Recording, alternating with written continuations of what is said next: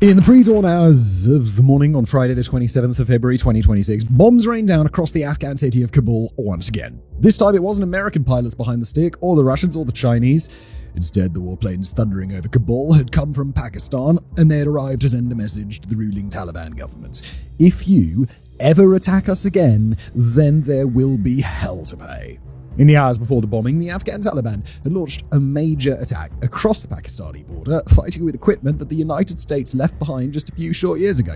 Reports are still filtering in from the combat zone, but already it's clear that the death toll will be in the dozens or possibly even the hundreds. According to Pakistan, Afghanistan is no longer a state simply ruled by a hardline Islamist government. It's become a puppet of India, and Pakistan will deal with it in open war. Death on the Durand Line. As we begin today's very urgent episode, I'm recording this early in the morning on Friday, we got to include a disclaimer. Everything we discuss in this episode is accurate to the best of our knowledge and ability as of 9 o'clock in the morning local time in Kabul on February the 27th. While this episode will be coming out as quickly as possible, we're obviously going to have a bit of latency between the time it was recorded and the time that it's released. So, if anything major has happened in the intervening time, it won't be addressed in the intervening time. Now, the battle that broke out just hours ago, as the time of writing, took place at a time and location of Afghanistan's choosing. By all outward indicators, Afghanistan's attack was an ambush, or, as we'll discuss, Afghanistan at least believed that it was ambushing its neighbor. In a coordinated attack across several provinces at various points along the Durand Line that divides the two countries, Afghan fighters swarmed onto Pakistani soil, overran and bombarded military checkpoints, and raided Pakistani outposts in several locations. But in order to understand why Afghanistan attacked, we've got to turn back the clock to a series of airstrikes that Pakistan launched on Afghan soil earlier in the week. Pakistan is a nation defined by internal unrest in the 21st century, and despite its robust intelligence services, its nuclear arsenal, and a military that essentially controls the entire government, Pakistan has struggled mightily to deal with the insurgencies operating across its frontier.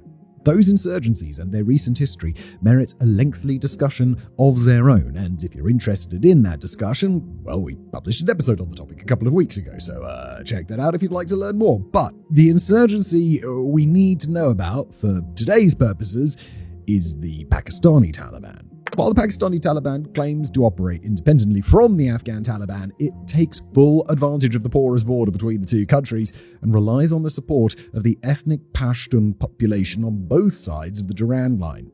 The Pakistani Taliban carry out frequent suicide bombings and other attacks against targets all across northwest Pakistan, especially targets that represent the Pakistani state, like soldiers and police officers.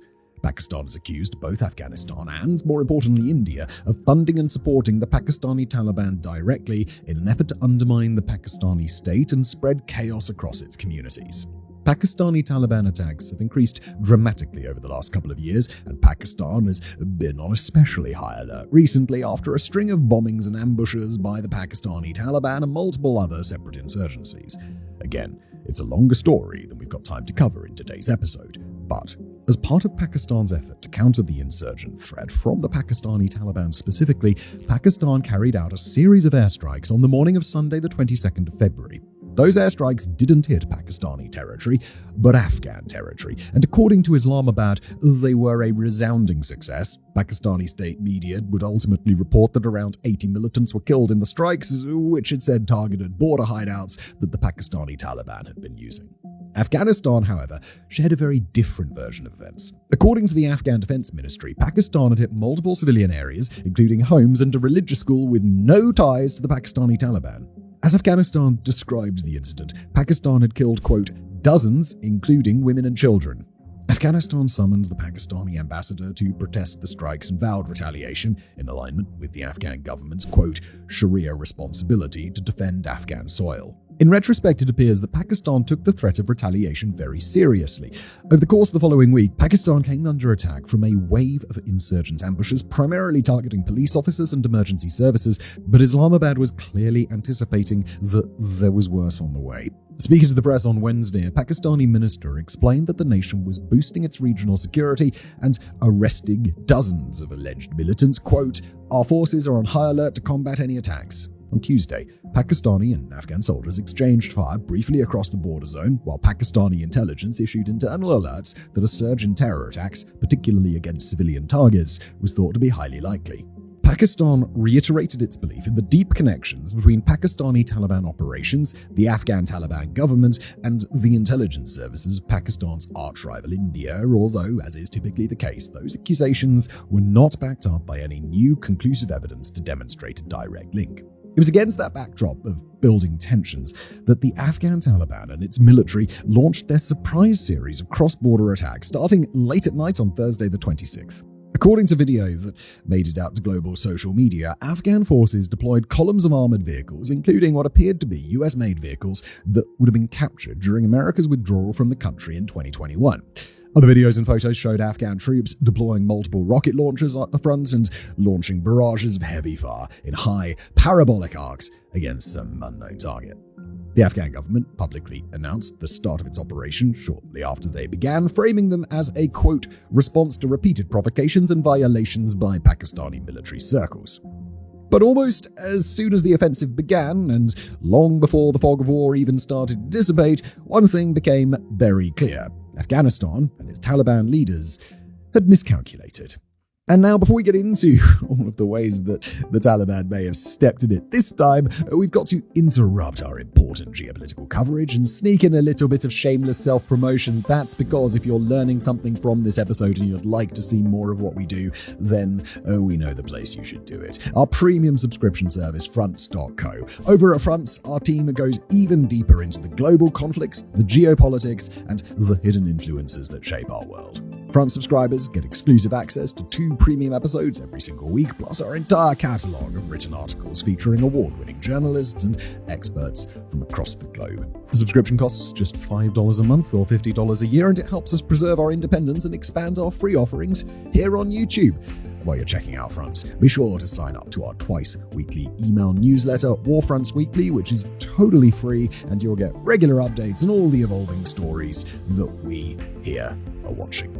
Now back to the violence between Afghanistan and Pakistan and the Afghan government's regrettable miscalculation. March to the graveyard. As any student of world history already knows, there's a name for Afghanistan that's been earned in blood: the graveyard of empires. But even though great armies, ancient and modern, have failed again and again to conquer Afghanistan, that doesn't mean that Afghanistan gets the upper hand in every fight. In fact, the modern-day version would be hard-pressed to get the upper hand in any fight against any of its neighbors. Its fighting forces are passionate, but under-equipped, poorly resourced, and for those who've joined up after the Taliban captured the nation, they're often very poorly trained and inexperienced. While we can't fault landlocked Afghanistan for not having a navy, it's also got a very small, ineffective, and mostly grounded air force, and most of its heavy armor on the ground is either American kit that wasn't valuable enough for Washington to destroy on its way out, or the kind of thing you'd expect to find in a military museum. Really, the whole graveyard of empires thing is rooted in the sheer impossibility of dealing with an enemy fighting an asymmetric guerrilla-style war in the Afghan countryside. But that wasn't the sort of attack that Afghanistan attempted in this most recent assault on Pakistan. Instead, Afghanistan massed its forces and tried to overwhelm as much as it could in a broadly conventional attack. That, however, is what we could charitably describe as a strategic miscalculation, because although Pakistan's military isn't quite on the level of, say, the United States, or China, or even a warring nation like Ukraine, it is leagues above the Taliban in a conventional war. That's a reality that Pakistan demonstrated really rather clearly in the last round of major border clashes with its neighbor just a few months ago, and it didn't take much time after the start of Afghanistan's assault for Pakistan to begin to demonstrate its superiority again. As we've already mentioned, reports coming out of the area are still quite hazy, but it does appear that Afghan forces, or possibly units from the Pakistani Taliban, were able to overrun multiple Pakistani outposts and checkpoints. Retaliation, however, didn't take long. As the fighting continued, Pakistani soldiers began to mount local counter-offensives on the ground in some combat zones while unleashing their own artillery and rocket launchers in others. Pakistani air power showed up quickly along the front, dropping heavy munitions on the advancing Afghan forces. While both Afghan and Pakistani military spokespeople are known to inflate estimates of enemy dead, Pakistan's information minister claimed within just hours of the start of the Afghan assault that 9 Afghan positions had been taken, 27 were destroyed, and at least 133 fighters of the Afghan Taliban had already been killed.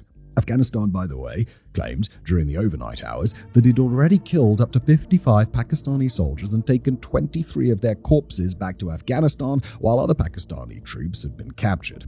Each side has rejected the other's casualty counts as a falsehood. In retrospect, it appears that the Afghan Taliban had more working against them than a simple lack of understanding of the military disparity between themselves and Pakistan. With Pakistan already on high alert through the prior several days, anticipating that a major terror attack or other forms of retaliation might be coming, it appears that Pakistani forces were ready to respond quickly to the attack and begin a counter-offensive within just hours. Pakistan's cyber warfare response came even quicker, bringing down the Taliban's military communications infrastructure with what appeared to be an overwhelming distributed denial of service attack, basically drowning out the normal functions of Afghanistan's digital military infrastructure. Worst of all, however, were the air raids, launched with such speed and efficiency that it would seem as if Pakistan had already planned its strikes in detail.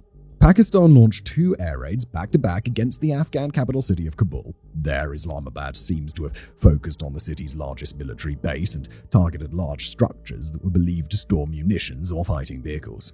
The Pakistani Air Force indicated that it destroyed 2 brigade headquarters in the city during the strikes, although it's a bit early yet for external verification on the ground. Pakistan also targeted a military base in Kandahar, where the country's Air Force stated that it destroyed a corps headquarters, a brigade headquarters, a logistics base, and an ammunition depot. A final military installation was hit in the province of Paktia. While some highly dubious AI images circulated after the strikes purporting to show a downed Pakistani F-16, our team could state quite conclusively that whoever created those images needs to do a bit more study on what both F-16s and plane crashes actually looked like. As of now, Pakistan does not appear to have lost any aerial assets. As of the time of writing, it seems that Pakistan's strikes across Afghanistan were the end of the violence for the time being. Islamabad, however, doesn't seem to be finished. According to the nation's military leaders, its actions on the night of the 26th and 27th were just the start of a newly launched military operation. As Pakistan's Minister of Defense put it online, addressing Afghanistan directly, quote, "Now it is open war between us and you. Pakistan's army did not come from across the seas. We are your neighbors. We know your ins and outs." Pakistan's precise objectives in its new military operation are unclear, but the broad goal is obvious: to diminish or eliminate the threat posed to Pakistan from across the Afghan border.